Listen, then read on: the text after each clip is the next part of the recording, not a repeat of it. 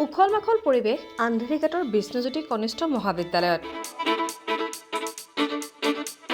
ৰাজ্যৰ ভিন্ন প্ৰান্তত কৰ্মৰত মহাবিদ্যালয়খনৰ প্ৰাক্তন ছাত্ৰ ছাত্ৰীয়ে ভিৰ কৰিছেহি নিজৰ শিক্ষা প্ৰতিষ্ঠানখনত। ২৬ জানুৱাৰীৰ পৰা ৩দিনীয়া বৰ্ণাঢ্য কাৰ্যসূচীৰে অনুষ্ঠিত হৈছে ৰূপালী জয়ন্তী। সেই সময়তে দেখিবলৈ পোৱা গ'ল এনেধৰণৰ পৰিৱেশ।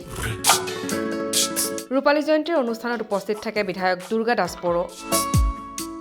ছাত্ৰ ছাত্ৰীৰে কৰে মত বিনিময়।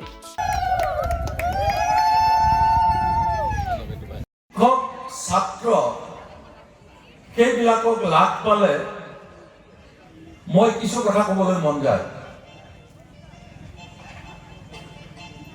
এতিয়া ইয়াত গোটেই সৰু ল'ৰা ছোৱালী নপঢ়ে, 11-12 যথেষ্ট বুজা ল'ৰা ছোৱালীখিনিয়ে ইয়াত নাম লগায়।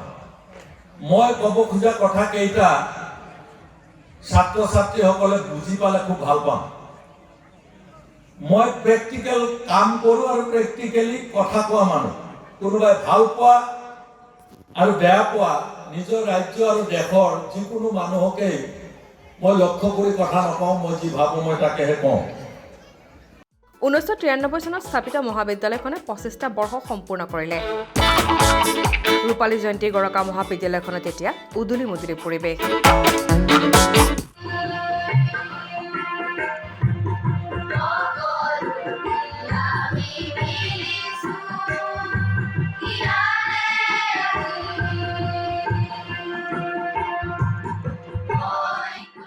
ব্যুৰো ৰিপৰ্ট, B24 অসমীয়া।